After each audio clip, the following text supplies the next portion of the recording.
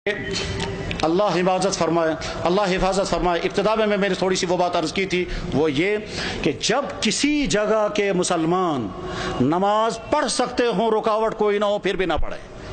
جب کسی جگہ کے مسلمان روزہ رکھ سکتے ہوں اور سستی کی وجہ سے روزے نہ رکھیں، جب کسی جگہ کے مسلمان زکوٰۃ دے سکتے ہوں پھر بھی نہ دیں، جب کسی جگہ کے مسلمان حرام کاموں سے بچ سکتے ہوں پھر بھی نہ بچیں، جب کسی جگہ کے مسلمان قرآن پڑھ سکتے ہوں پھر بھی قرآن کے ساتھ ان کا تعلق قائم نہ ہو، جب کسی جگہ کے مسلمان اپنی نبی کی ایک سنت پر عمل کر سکتے ہوں پھر بھی نہ کریں، تو اللہ تعالیٰ شانوں کی طرف سے کبھی خطرناک فیصلے آتے ہیں۔ وہ یہ کہ جب تم آزادی کے دور میں میرے دین پر عمل کر سکتے تھے پھر بھی تم نے عمل نہیں کیا، تو میں ایسے حالات لے آؤں گا کہ تم چاہو گے بھی عمل کرنا تو کر نہیں سکو گے۔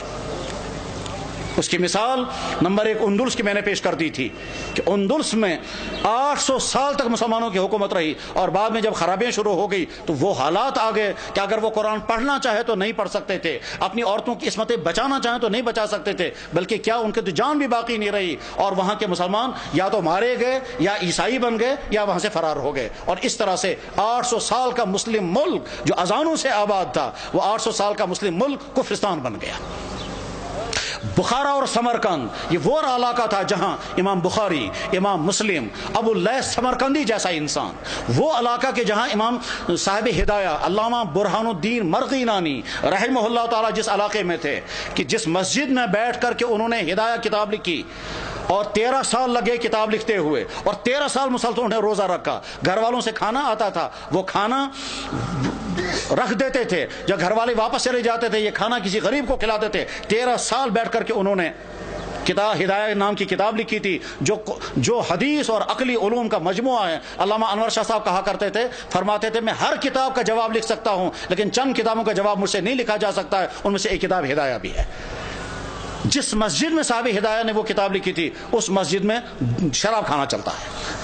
غرض یہ کہ جب بخارا اور سمرقند جیسے علاقے میں وہ حالات آ گئے کہ وہاں قرآن رکھ نہیں سکتے، کلمہ پڑھ نہیں سکتے، مسجدوں میں تالے لگ گئے، تو اللہ تعالیٰ شانوں کو طاقت ہے، اگر غضبناک ہو جائیں تو ان علاقوں میں بھی یہی حال ہو سکتا ہے جن علاقوں میں مسلمانوں کو موقع ہے وہ اپنے دین پر چلیں۔ میرے بھائیوں، اس غلط فہمی میں مت رہیں کہ ہمارے لیے وہ حالات نہیں آ سکتے ہیں، ہماری پچھلی تاریخ میں ایسے حالات آ چکے ہیں۔ چنانچہ کشمیر کی پچھلی تاریخ میں ایک زمانہ ایسا آیا تھا جب سکھوں کا دور تھا، مسجدوں میں تالے لگے تھے، اور جو نماز پڑھنا چاہتا تھا اس نماز پڑھنا اس کی جسم سے کھال نکالی جاتی تھی سب لوگوں کے سامنے تاکہ باقی لوگ نماز نہ پڑھیں۔ سری نگر کی جامع مسجد میں گھوڑے باندھے گئے تھے، تمام مسجدیں مسمار کر دی گئی تھی، اس وقت لوگ نماز پڑھنا نہیں پڑھ سکتے تھے، یہ اذانیں بین ہو گئی تھی۔ جب کسی جگہ کے مسلمان اپنے دین کی ناقدری کرنے لگتے ہیں تو ایسے حالات آ سکتے ہیں، اور اس کی مثال اس بات کی مثال نہیں کہ مسلمانوں نے ناقدری کی، وہ تو ظلم ہے، لیکن مثال ہمارے سامنے ہے برما کے حالات، جہاں کی مسجدیں ختم، جہاں کے مدرسے ختم، جہاں کی داڑھیوں کے ایک بال کر کے نوچتے ہیں، جہاں علماء کو کھڑا کر کے اور سوئیاں مار کر کے ان کو شہید کرتے ہیں، جہاں ایک مسلمان خاتون کے ساتھ 20 30 بلکہ 100 آدمی بدکاریاں کرتے ہیں اور کھلے عام کرتے ہیں، جہاں مسلمان عورتوں کو کھڑا کر کے آگ لگا کر جلا دیتے ہیں، جہاں مسلمان عورتوں کی گودوں کے اندر ان کے بچوں کو ذبح کر دیتے ہیں، اور ساری دنیا کے مسلمان دیکھ رہے ہیں مگر کوئی کچھ نہیں کر سکتا۔ جب ان مظلوم مسلمانوں کے لیے کوئی آواز نہیں اٹھا رہا ہے تو آپ بے فکر یہ مت رہیں ہمارے ساتھ اگر کبھی ایسا ہوا تو ساری دنیا کے مسلمان سرگرم ہو جائیں گے۔ آج کا مسلمان بے حس ہو چکا ہے، آج کا مسلمان دنیا کے حکمران، ان کے بیوروکریٹ، ان کے تمام ہائی کلاس طبقے وہ اپنی عیاشوں میں ڈوبے ہوئے ہیں، کسی سے کوئی امید نہیں ہے۔ اپنے دین پر جمنے کا فیصلہ کر کے اٹھیں،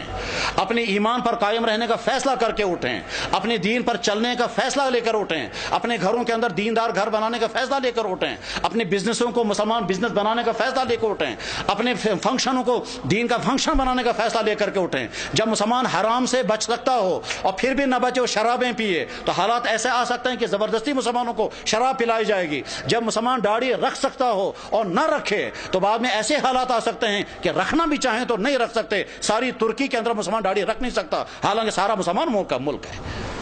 ایسے حالات آ سکتے ہیں، اس لیے اپنے دین کے ساتھ وفاداری کا فیصلہ کرو، ورنہ تو ایسا ہو سکتا ہے کہ اللہ جب تم میرے دین کے ساتھ وفاداری نہیں کرو گے تو میں تم پر ایسے حالات لا سکتا ہوں کہ تم چاہو گے بھی میرے دین پر عمل کرنا تو کر نہیں سکو گے۔ اللہ جل شانہ اس برے انجام سے ہم سب کی حفاظت فرمائے، ہمارے اکابرین کی حفاظت ہو، مدارس کی، مساجد کی، دین کے و دینی اداروں کی، دین کے کام کرنے والوں کی اور دین پہ جننے والوں کی مدد فرمائے۔ وآخر دعوانا ان الحمد للہ رب العالمین برحمتک یا ارحم الراحمین، آمین۔